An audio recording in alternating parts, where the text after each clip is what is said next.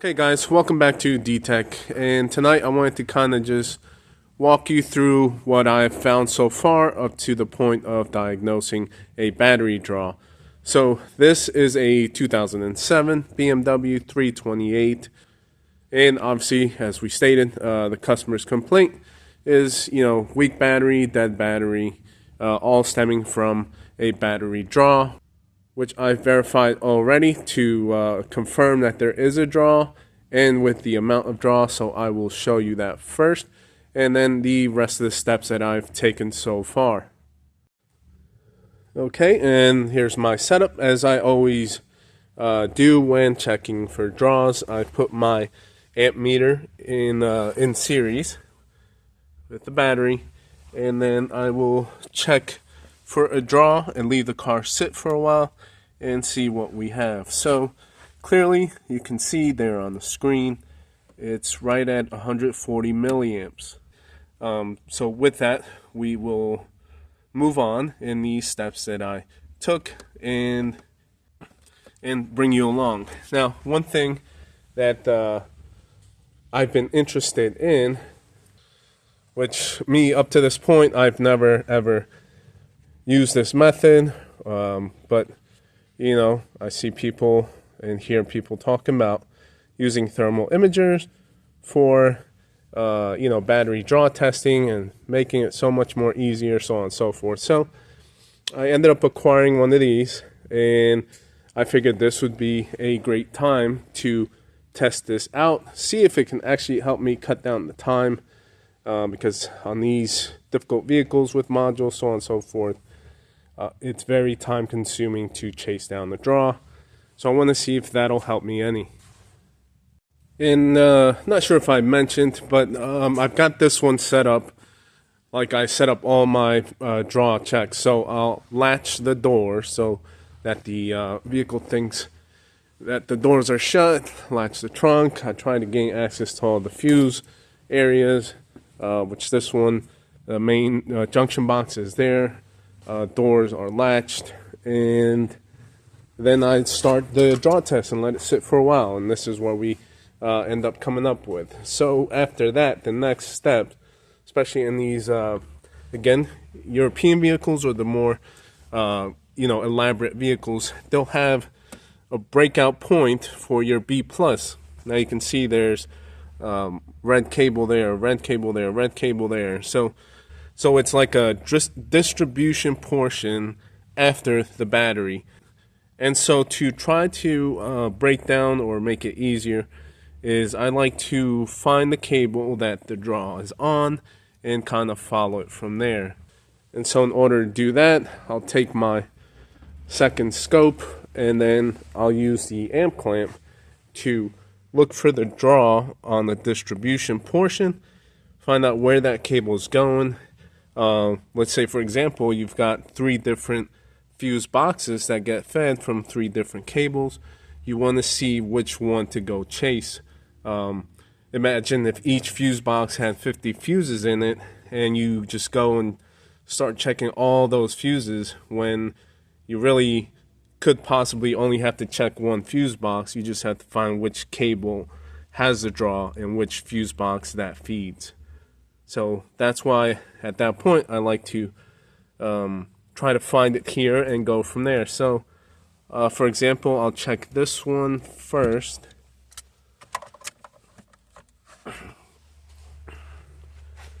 And no draw, so that's where we're at. That's where we were beforehand. So no draw there. And then naturally, let's see, it will go on this guy there, and there's a draw there. So just for comparison, let's see what this is showing us. Okay, and I've got the cursor on it. So with the amp clamp, we're showing about 117. Clearly on our amp meter we've got 140. Now, if I didn't mention, yes, you can do a draw test with an amp clamp and leave the battery hooked up, but I just haven't had the best experience with it in the past. I think I've got burnt before as far as what number it was giving me, so on and so forth. I think I ended up chasing the wrong thing. So I always use the amp meter. It's just undeniable. The measurement it's going to take, it has to go through the meter to the battery or into the battery on the ground side. So that could be one thing about the levels of what we're seeing on this scope compared to that and the discrepancies. And potentially also, maybe there could be some leftover amperage on another cable. But for right now, being that that cable has such a high reading, and I know for sure that's the cable that goes up to the front and feeds the front junction box where all our power distribution is located. We're definitely going to chase that one with the fuse box up front. Now, unfortunately, I won't be able to film and show you at the same time what this is capturing.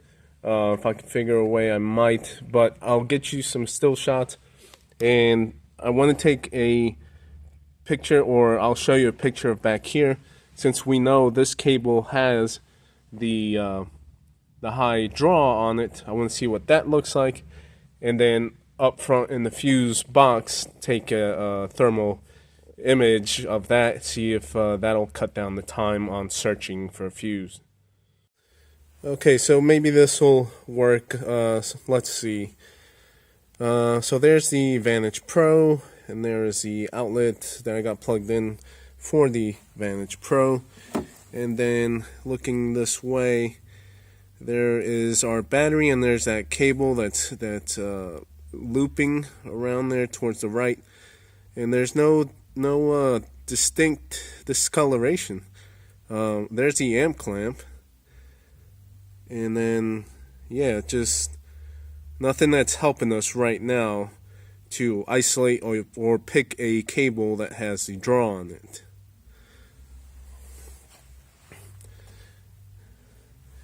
Now the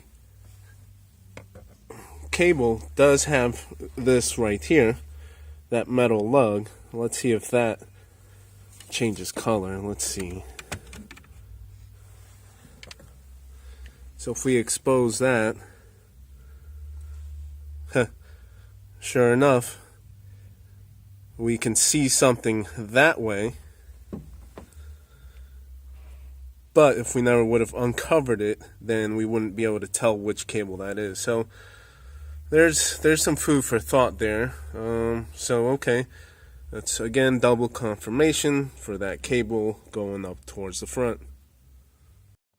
Alright guys, so now we're here behind the glove box, the front distribution box, the junction electronics box here. And so this is where the cable comes up. It runs along the inside of the car, comes up, and it actually bolts in right there. That plastic cover covers the lug nut for it, and then obviously all our fuses are here. Gonna try to do a thermal on this big area and see if we can find something that's hotter than the other. Alright, so again, hopefully this comes out. We're clearly pointing right at the whole entire fuse panel there. It's a good clear shot, and not one of them is showing any higher temperature, and nothing on there is. Obviously the plastic cover that's covering that cable is also not letting us see. I'm assuming that metal lug there should be hot just like it was in the back, but again, we cannot see it at this point.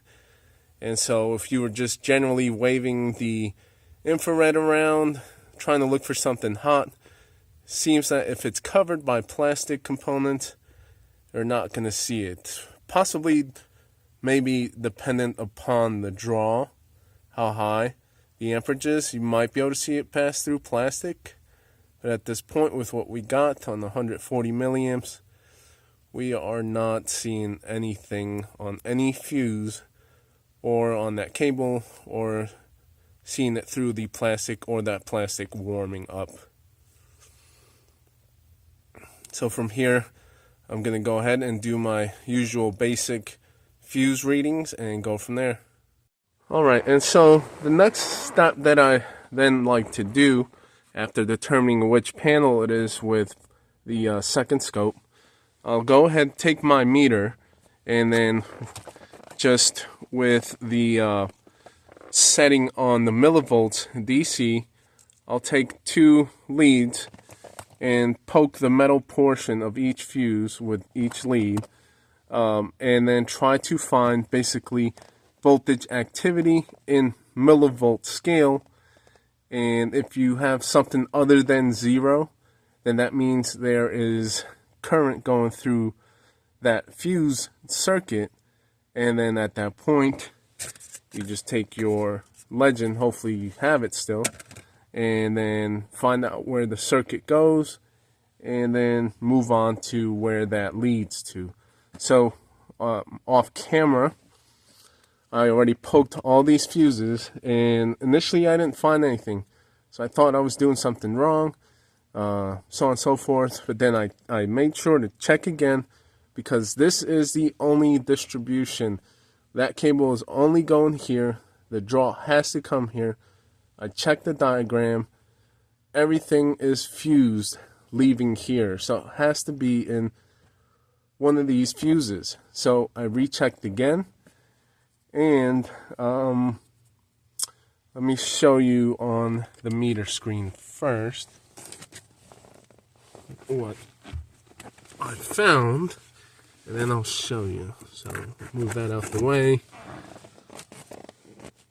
Let's see if we can point that up. Now, when you're in millivolts, if you're not making good contact on the fuse metal pins, you'll get a number that keeps floating like that. So I'll show you a good fuse that does not have a draw, and if you're making good contact on the pins, there you go, you get a straight 0. So there's no millivolt activity there, there's no draw on that circuit.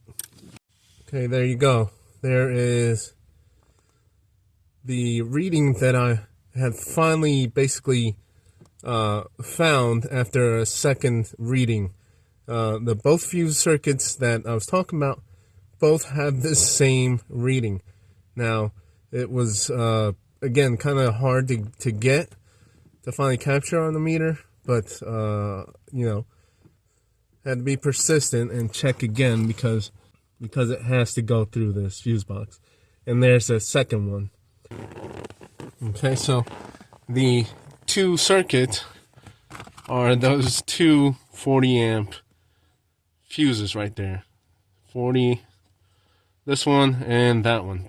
Each one was showing 0.1 millivolts. So with that, then we take our legend here and find out which number fuse that is. And for us, it is 52 and 53. With that, we'll go ahead and check the wiring diagram and go from there. Okay, and so we quickly come to our power distribution. Here's that junction box, and there's fuse 52, 53. They're listed as 50 amp fuse here for each one, but both of them lead to the footwell module. Looks like it's direct feed for both. Both very high amperage, as we saw. Those were the maxi fuse type, which carry a lot of load. So, but the numbering barely comes off the scale on the meter, so it's 0.1.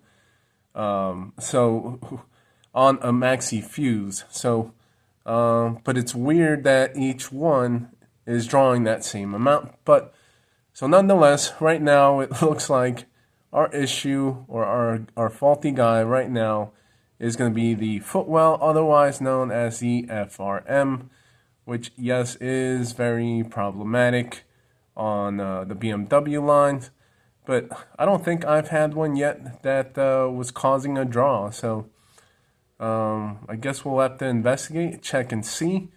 But so far, that's what the path has led us to. Okay, so we've exposed the FRM. It lives there on the kick panel. We removed the panel itself, obviously. And we're going to see, just out of curiosity,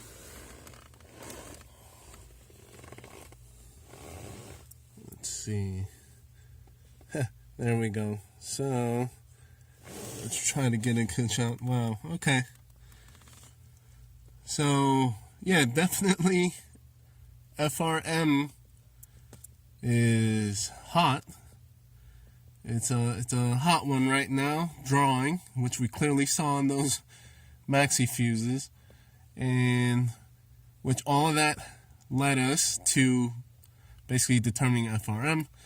And at this point, yes, the thermal camera is confirming that, but it's really only confirming what we already determined. So, being that, again, with this amount of draw, we couldn't see the draw by just waving the camera inside the car because it's behind the plastic panels, and we couldn't see the heated issue that was causing the draw. To get you a quick shot of it without the thermal, it's that guy right there. Let's see if it's warm to the touch. It's not, but it's an open type of module, which where it's not solid and holding the heat in. So, but yeah, we'll go ahead and I think that after checking the diagram, so this has 3 connectors. Let me get you a better shot.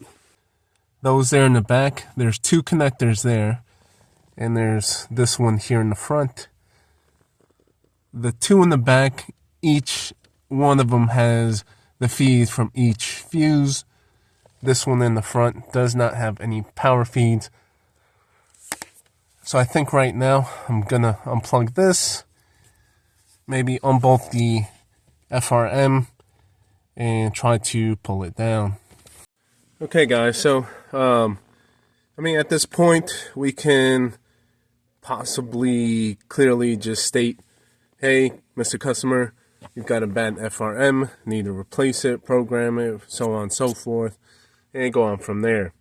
But you don't want to tell the customer that, charge the customer money, only to have the battery die again, because the thing with these vehicles, when you're dealing with modules and them being tied to other systems, whether it's things that they operate or being on the CAN bus or different bus, so on and so forth, it's hard to always make a clear determination whether this is the true cause of the draw or if it's those other things that I just mentioned that are causing this to draw. So with that, you know, trying to think of a way to isolate or to make a determination, so on and so forth. But for now, I had unplugged that one, the one that didn't have any of the power lines going in it, and nothing changed. We were still at 140 milliamps. So I just decided to unplug one of the feeds for now and see what the meter showed, and I'll show you that now. And look where it dropped down to. Now, I will say initially it shot up to just over an amp or maybe 3 amps. I can't remember. But then it quickly jumped down, so it maybe woke up something in the vehicle quick, not to the point to where it has to go through its sleep cycle, but enough to, it rose the amp somewhat, and then it shot back down. Now, the one thing to look at, so that's crazy low amps again for E90. And I mean, I can go ahead and unplug the other connector. Now I do know these will start run and drive without FRMs in them. You know, I've done it beforehand when I've had faulty FRMs and I've had to repair them, whatnot. The vehicle will still start run and drive. So basically what I'm saying is if I unplug it and we go to completely zero milliamps, that'd be kind of crazy. So I'll have to double check that. Alright, so obviously completely removed. And we're still basically floating around the same. And that pattern's still there. So that's from a different module on the vehicle. So yeah, I mean, it's floating around the 4 milliamps. Again, kind of hard to believe, but obviously that's not going to cause a draw. We clearly had a draw here, but the one thing that obviously we're thinking about now, only one of those plugs brought it down to this level. So the first one I unplugged brought it down this far. The second one I unplugged didn't make a difference, despite the fact that both fuse circuits show the same draw. So let me plug it in back with only the plug that, when removed, took a lot of the draw away. So let me plug that one back in, see what that goes to. Alright, if you see back here, we're back up to 140. Let me bring you on over and show you that only one of them basically is plugged in. Here's the second one. There's that first one. So when that one's plugged in, it causes that to have that high draw, that same exact number. We're at 140. So basically, that section of the FRM is what's causing it to heat up and for us to have a draw here. Odd. Alright guys, so again I wanted to try to figure out a way if I can isolate the FRM just internally having an issue and staying awake, or if something else on the vehicle is keeping the FRM awake. So my train of thought or hypothesis thing to attempt to try is to simply just power it up on the bench and take a look with the thermal imager to see if it will warm up and obviously consume some amperage. So the theory, obviously, we just hook up our powers and grounds, our main powers and grounds, and with nothing else from the vehicle attached to it to possibly draw from it. If it still warms up, then it's going to be something with the actual FRM. So I've got it hooked up here to my power supply, and I've got the camera pointed at it, so I'm going to go ahead and push this button and we'll see what happens. And right away, you could tell it starts to heat up. I'm going to turn it off. Okay, so and it's cooling off. So yeah, right away it starts to warm up right there in that bottom section. Let's see, bottom right. Let me try again, powering up now.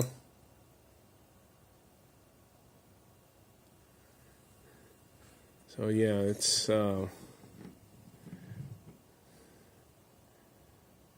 right there, and in that corner is the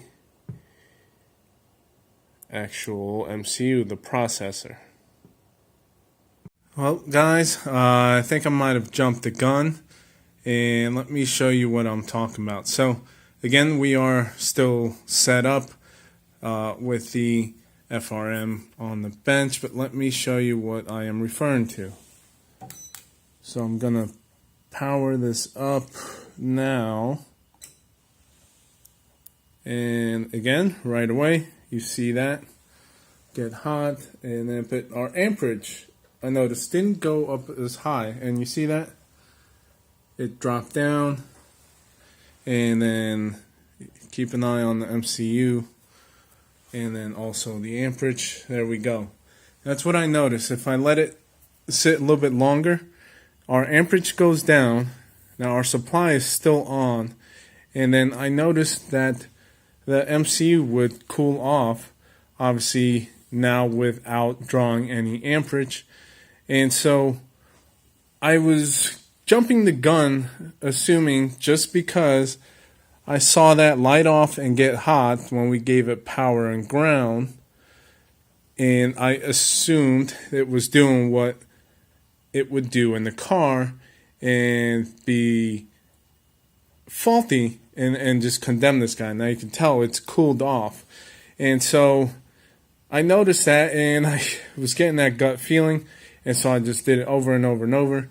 And this is what I am getting. Now it's still on, but let me recycle. So now we're off, and then we're gonna turn it back on. It'll draw. It'll start to again light off, and then slowly it stops. It starts drawing less and less. And so what I believe is going on is that we're not seeing it draw and stay drawing, because I don't think it's faulty. If it was faulty here on the bench with the power and ground on that one singular connector, it would stay drawing. It would draw a higher amount. It would stay hot the whole time, not cool off, and not drop down in the amps. So I just wanted to try to verify that and also show that. So something is different with it here on the bench compared to on the car. It's not acting the same. It's not drawing the same. It's not staying drawing. So I need to try to figure out what's going on. Okay, guys, and so after having brought you guys over on the bench and seeing that the FRM would not stay drawing and would not stay hot for a long period, it just was not sitting well with me, and I spent a few days basically contemplating and trying to decide what to do, because I did not feel comfortable calling a bad FRM if on the bench it did not stay drawing amperage. And so I brought it back here and just verified again, plugged it in. We're back at 140 milliamps constant, like clockwork. Next thing that I did was with the amp clamp here, I went on the harness because I was trying to determine. Now we've only got the single plug again where the draw is current with, and I took sections of the harness and I just put my amp clamp, and my idea was if power's coming in, I wanted to see basically in amperage form, we know we got it coming in, I wanted to see where it was leaving if something else is drawing from that power. And so I clamped all different sections of the harness. I split it like in 3 so I can get a bunch of wires in each bundle, clamp around them, and I watched the scope for amperage level amounts, and I couldn't find anything crazy other than this little small brown wire here, which is the second ground. This has 2 grounds, one big fat one, and then this small little one. This one had the highest amount of draw or amperage whenever I would clamp around all these wires. And so I finally isolated to this, looked at the diagram, ends up being the second ground, but it's a skinny small ground. This here tells me that It's the ground. It's like the logic ground for the processor.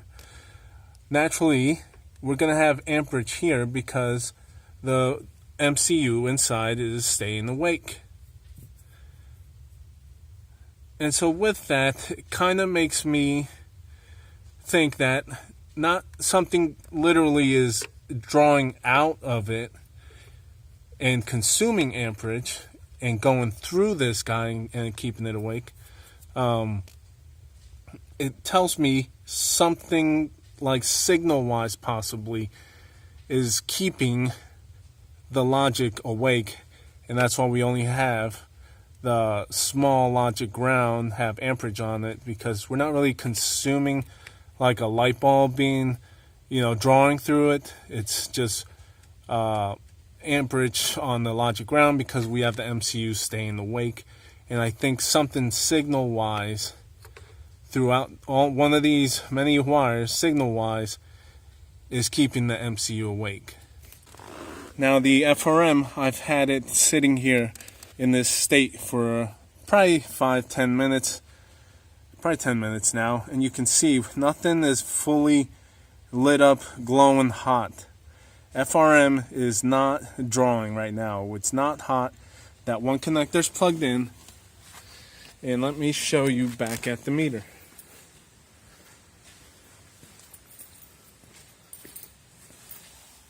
We are currently down at our really, really low level, like what we were when we unplugged the FRM, that one connector. So, something is now not drawing, or the FRM is now not drawing because of a change that I've made. We do still have the FRM plugged in, but we're not having it stay awake. And I've got this door panel apart. Now, I don't know anything past this point yet, but the only thing that I did do was unplug this door harness for this door, and that's where we currently are. That would have been a bad day if I would have made a call on the FRM. That guy right there is about $600. Got to replace it, got to program it, install, have it installed, initialize everything. And I bet we still would be in the same spot where it would still be drawing because of a signal keeping that awake. The fact that this unplugged lets that go to sleep and our draw goes away tells us that is not the problem. Something in this door is the problem. So next, what I will do, hopefully one hand here. Okay, there. Let's watch the thermal. Let's see. Real quick, let's go in the back. It might take a minute to warm up. But right away, look, we see activity down the graph. And our number's gone up to just under 50. We're not at the 140, but we have activity. And let's check this guy out. Okay, so it's been a few minutes. As you can see there in the lower portion, we are starting to heat up with the FRM. And that's towards that bottom section where the MCU is. So we are starting to wake that and draw and warm that up with our door harness plugged in. And just to get you one last good shot, you can see the grill portion there. Obviously the edges where I touched it to flip it around, but inside the grill portion, which I wouldn't be able to get to, and that's where that MCU is. You could tell that's where we're starting to heat up the MCU.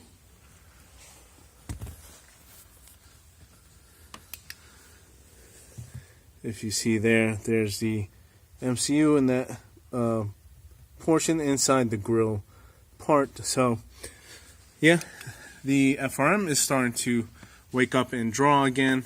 Now we'll move on to the door, see what we can find. Now to just kind of get you a shot of the door, there's nothing really that kind of jumps out or stands out as far as being a true hot component. You see some colored areas, but once you start getting down, you don't really see anything. Now, I think that's the glare. That is the door, I guess, door module, but it's not really true. So if I move it, it's hard to explain one-handed, but that's not really on hot. It's just the lighting. And then the door latch there, again, I think it's the lighting. It's not hot. So there you see the two metal tabs, but that's just for the hooks. But we'll explore that. It does have a connector. We'll unplug that, and obviously we can unplug that, and then we can unplug the motor drive. So basically, trying to explain, and let's take another look. Yeah, so it's still staying awake. So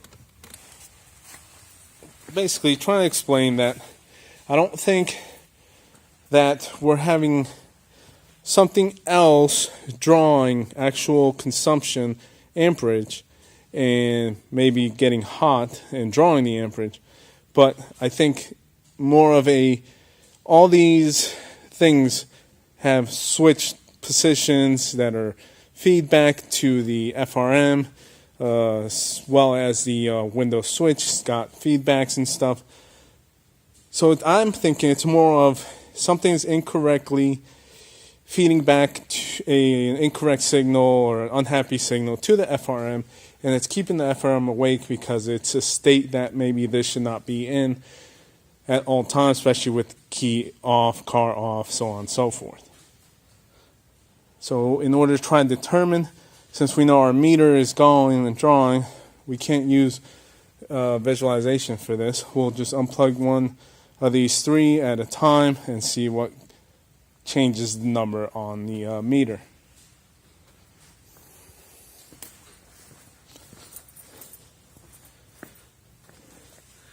Okay, so we still have activity, and yes, I know we're not fully at our 140, but let's just see. Now I'm gonna go with this guy first.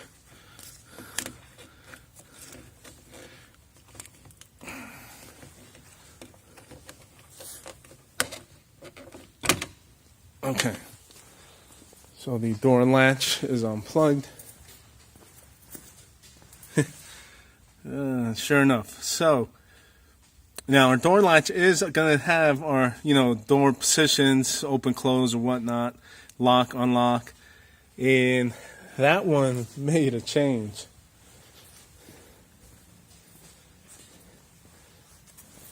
So if we go back in,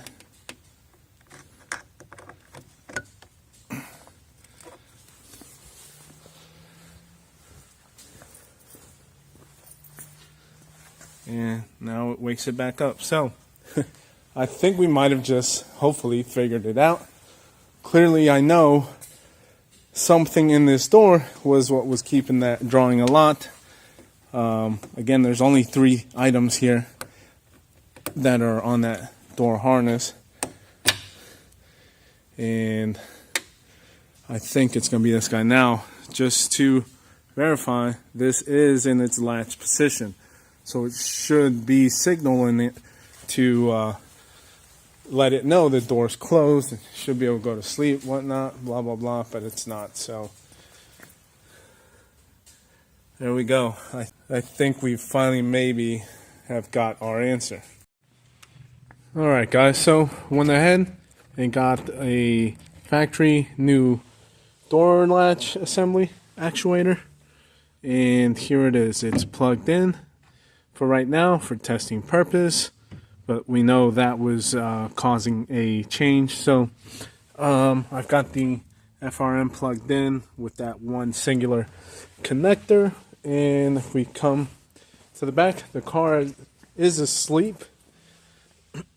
And look at that, it is Perfect. Let's change the scale.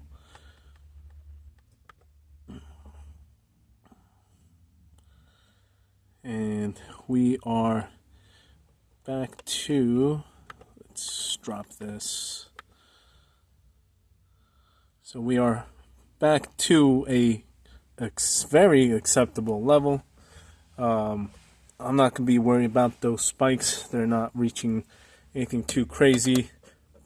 At this time and level, I'm not going to pay too much attention at the spikes. Keep in mind this does have a TCU and whatnot, some other modules, but definitely compared to before, to a constant 140, to where we definitely saw a change with that original actuator.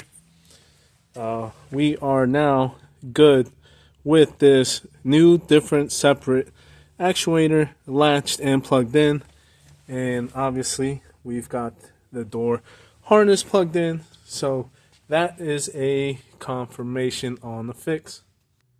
Alright guys, so I think that's where I'll stop, at least for the video. I think that's enough 100% confirmation as to what the fix is. New latch installed, no more draw. As far as, this was again my first time using a thermal imager. Did it help? Not really, in the fact of guiding me and ease of work as far as finding the cause of the draw. Partially because a lot of these modules and components are hidden behind plastic panels, and so we can't see the ones that are, you know, hot or drawing and staying on and creating some heat. The old method of still, you know, finding the draw, going to the fuses, checking the circuit for the fuse that has activity on it, and then finding out what module's tied to it, that's what led us to the FRM. And then obviously at that point, if we point the camera at the FRM, it just double confirms what the fuse millivolt activity told us in the first place. So maybe if it was something like a cluster or radio or something that's out in the open with the surface where we can measure the surface, definitely I'm sure it can help at that point. Second, the fact that in order to not get your butt kicked and upset a customer, is with these battery draws on all these newer cars, is persistency. You have to ask yourself questions. You have to make sure you're going to make the right call. You have to ask yourself if what you think is drawing is the last component on the line of everything that's basically attached to it. This one, the FRM, if you clearly saw it, it was hot, it was drawing, the fuse circuit pointed at it. I could have very simply installed one. But again, as we clearly saw, the data and all that didn't make sense. When we put it on the bench, it didn't act the same way as it did in the car. It didn't stay on and draw. So with that, you have to get back at it. Put it back in, start checking, start looking, look at what's on that connector, see what else is tied to it, so on and so forth. So that's what I ended up doing. That's how I ended up finding this one. So I'm glad that I stayed with it. The components at the door, again, are not really drawing as far as drawing amperage juice from the battery. They are keeping the FRM awake because of an unhappy status of a switch or a position of something that's monitored. That was the cause of the draw. So, hope I explained this one well enough for you to follow and to understand that this is very involved when it comes to checking out draws and making a determination and a final call. So, I'm glad I stuck to it. Hope you guys learned something from it. Thank you for watching. And I'll put this one back together and get this one shipped out.